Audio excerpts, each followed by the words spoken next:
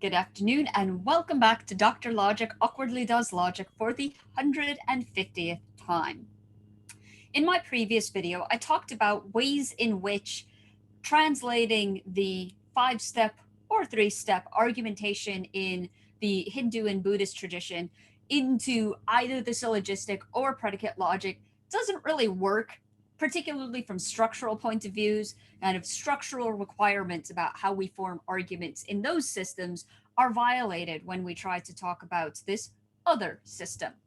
I want to say a little bit more about kind of the positive side of things, like what are the ways in which we should be thinking of the 5-step or 3-step argument that characterizes Anumāna in the Hindu and Buddhist tradition. I didn't say much about kind of the underlying understanding of things when I was making kind of complaints about the structural side of things, particularly with trying to represent these arguments in predicate logic.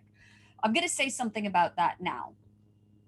One of the other kind of complaints that you could make against representing an Anumāna via predicate logic is that it doesn't really seem to be talking about the right sort of thing. So the focus in predicate logic are objects and properties, or relations between objects. So objects have properties that are predicated of them.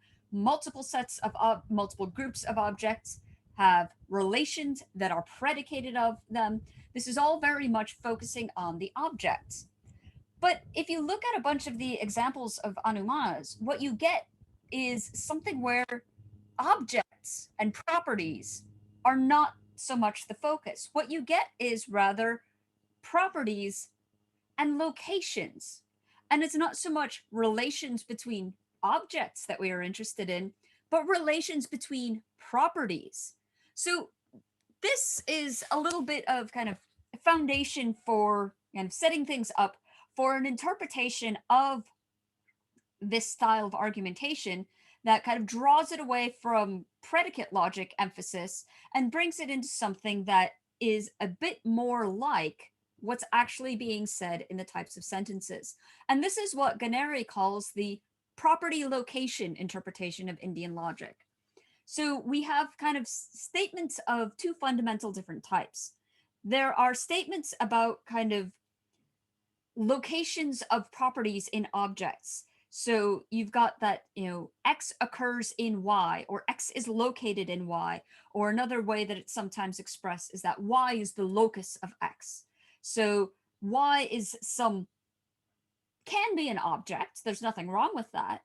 But it can also be, it's just like a place or a thing that can receive properties, or a thing where properties can be located, which needn't be an object.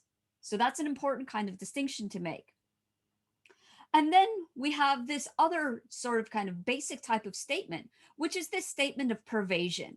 So one property pervades another. There's this necessary concomitance. They are co-located. Again, a variety of different ways of talking about it. But the focus is on the property, not on the object. So, if you're really stuck in your predicate logic approach to things, you might be thinking, oh, there's some second order logic going on here. Okay, fine. If you want to think that, that's okay. But maybe, again, maybe it's better to take this system of logic on its own merits and try to understand it on its own merits. Once we've done that, then, okay, maybe ask the question of how would we translate this into a different system. Intertranslatability between logical systems is really interesting. It's a great question and a great kind of research project, but it's separate from the question of what is the best way for us to understand Anumāna. So I'm going to just briefly share one last bit. So this is this is something that is talked about by a guy called Fritz Stahl, and he introduces this relation A between X and Y for X occurs in Y, or Y is the locus of X. Now, okay, you might see this and think, oh, but this is just, a binary relation. Yeah, okay. But predicate logic doesn't have the monopoly on binary relations. We can use them in other contexts as well. And then we have the statements of pervasion of properties, which we will just kind of express using kind of symbolic letters for the properties, but otherwise English. So he would say that kind of the core of the three-step argument can be represented in this sort of schema. So remember that H is the hetu or the ground property, P is the paksha or the subject, and this S is the sadhya, the target property, the property that we are trying to show is located in the paksha. So first we've got this, that the hetu occurs in the paksha, or that the paksha is the locus of the hetu. And then we have the statement of the pervasion, that the sadhya pervades the hetu. And then from this, we can draw the conclusion that the sadhya, should be P, because we want to conclude that the target property is located in the subject.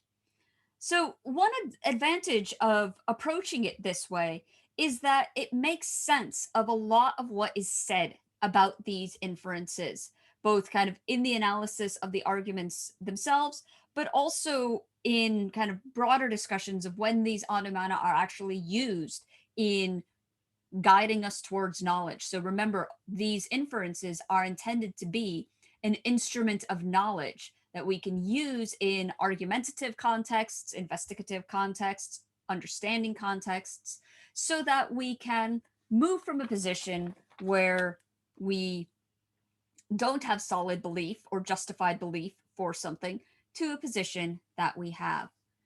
So I don't have much more to say than that. Actually, I have loads of things to say, but not for the time being. 150 videos to answer the question, what is logic, is a lot of videos. There's so much more to logic than I've been able to talk about in this series, but I think at 150, I'm going to kind of draw things to a close, take a break for a couple of months, maybe come back in the future, start up this series again, because, as I said, so much more logic that we can talk about. But for now, we'll draw this portion of our journey together to a close.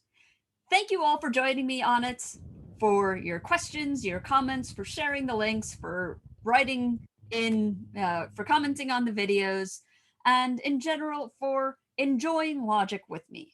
Because ultimately, what is logic? Logic is fun. Take care. See you next time. Cheers.